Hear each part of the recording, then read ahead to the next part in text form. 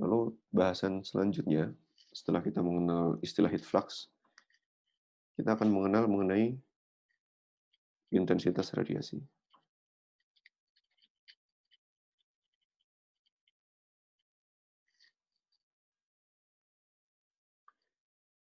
Jadi intensitas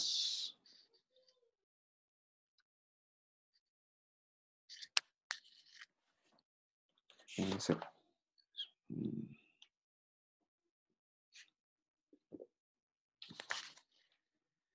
jadi makna intensitas itu seperti seberapa besar si radiasi itu menembus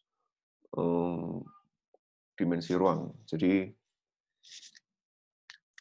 mungkin ini tidak ada di buku ya. Ini cuma pemahaman saya saja. Jadi intensitas itu bisa dianggap sebagai energi yang tembus pada dimensi ruang dan fungsi dari dimensi ruang aja.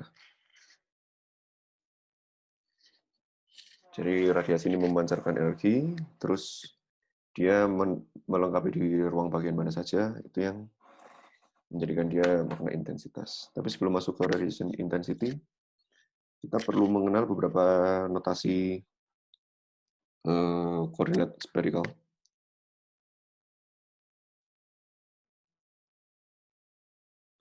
Karena radiasi ini seperti yang dibahas sebelumnya, akan lebih banyak ke 3 dimensi.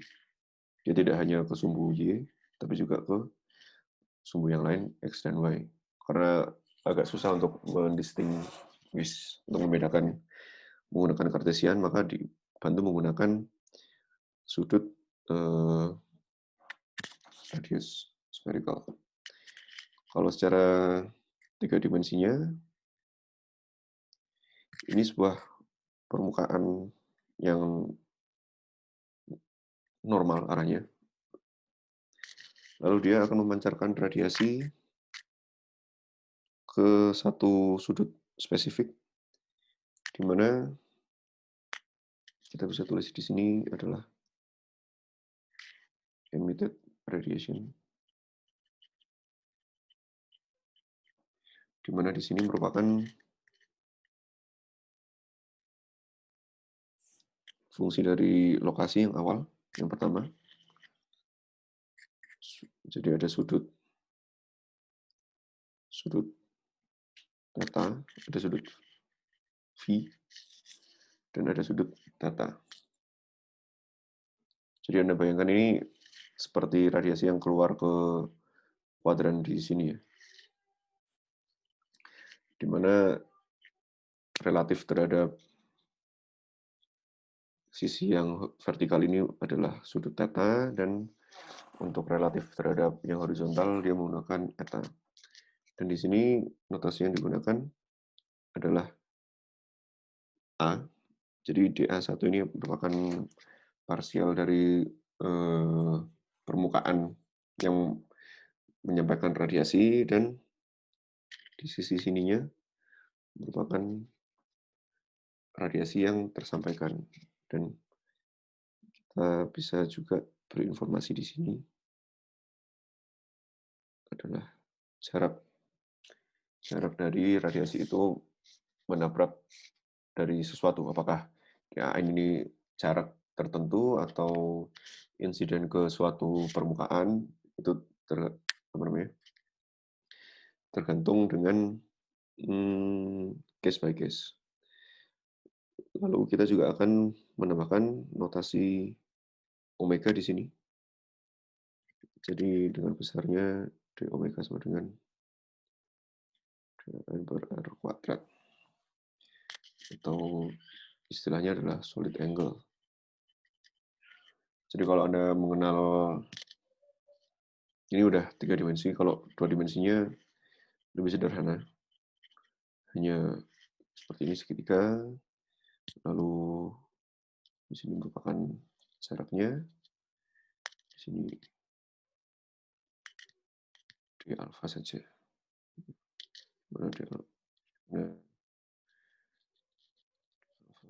sama dengan dl per r. Tapi yang akan kita gunakan adalah si 3 dimensi.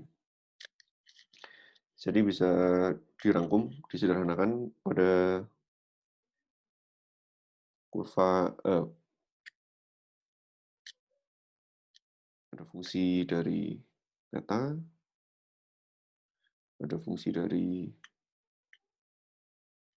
V, dan ada fungsi dari R. Jadi R, theta, dan V. Yang mana istilahnya untuk theta adalah zenith angle, sedangkan untuk V adalah azimuth angle. Nah, lalu seperti yang dijelaskan sebelumnya bahwa radiasi itu akan membentuk sebuah hemisfer. Nah, jadi memang ini lebih seperti menghitung luas area si hemisfernya, tapi pendekatannya menggunakan cara yang lebih jadul ya, bukan lebih jadul, lebih primitif. Kalau SMP SMA kan kita tinggal menghafalkan. Jadi ada porsi yang diturunkan dari sini dan dari arah sini juga. Pada intinya kita ingin menghitung si hemisfernya, sehingga untuk menghitung dw kita perlu mengintegralkan dw singkat dari theta dv dengan integralnya theta dari 0 sampai pi per 2.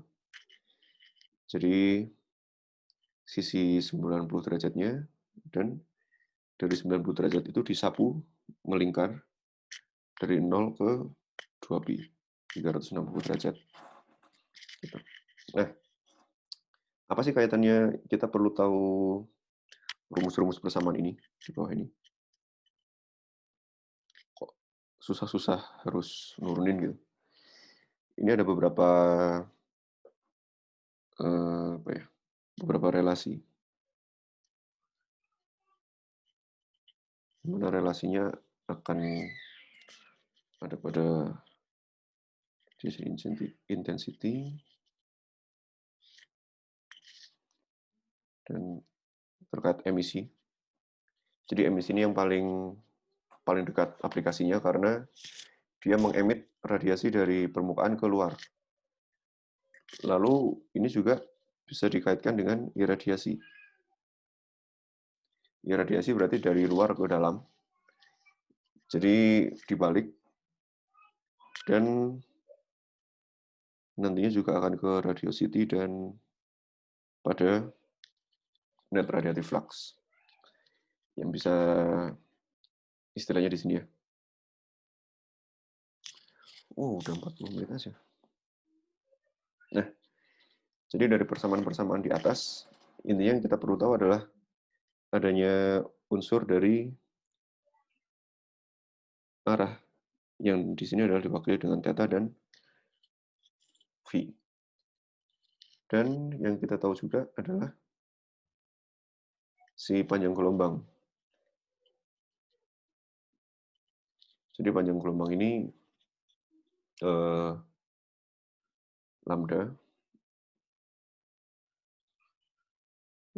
untuk tiap spektrum cahaya sudah kita ketahui berapa besarnya.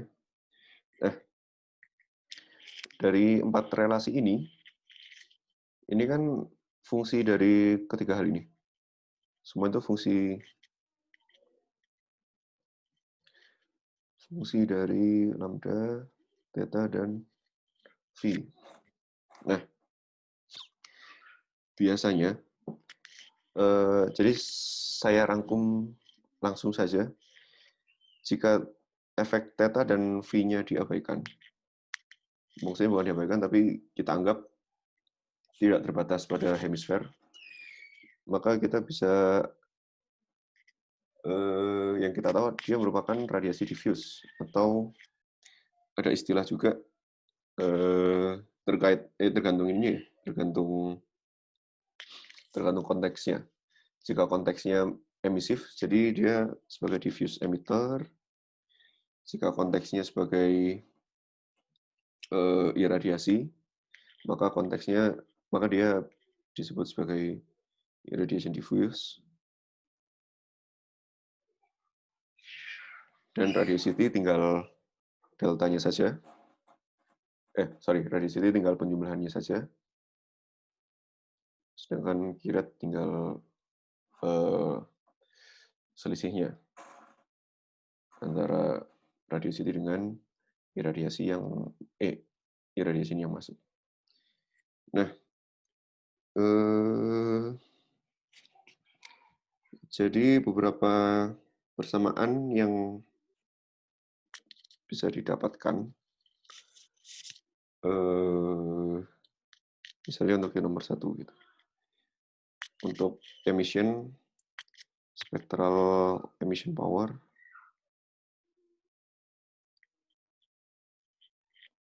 untuk yang diffuse emitter, kita akan bisa tahu besar dari I lambda yang diemit,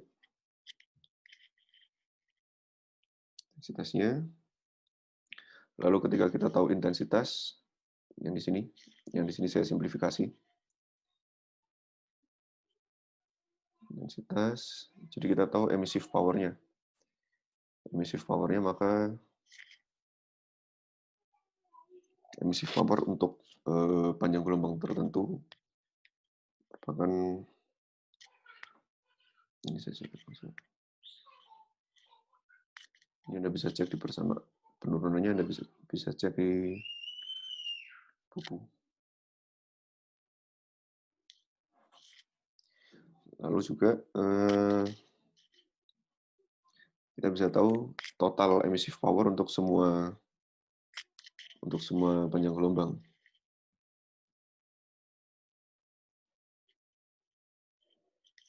Jadi totalnya tinggal P dikalikan dengan I. Ini adalah total intensity. Lalu hal yang sama untuk irradiation. Anda tinggal ganti si E-nya dengan G. Jadi ada G untuk panjang gelombang tertentu. Kalau diffuse tinggal diabaikan faktor kedua ini. Abaikan kedua ini. Lalu juga sama halnya Anda bisa menghitung irradiation secara overall. Jadi kalau konteksnya irradiasi, ini lebih ke arah persamaan-persamaan yang diturunkan itu intercepted by a surface. Yang surface itu sendiri maksudnya adalah si surface ini.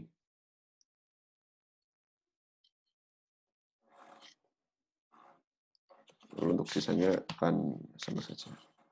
Tinggal pengurangannya saja untuk radiosity dan Q-radnya. Ya. Jadi mungkin emissive power ini ekuivalen dengan daya yang diemit. Emissive power ini satuannya adalah watt per meter kuadrat dikalikan dengan panjang gelombang. Gitu. Dan ini radiation power, sama halnya juga semacam energi yang dipancarkan. Nah, tapi yang mendorong motivasi menuju black body radiation, kenapa dari ini semua kita membutuhkan black body radiation.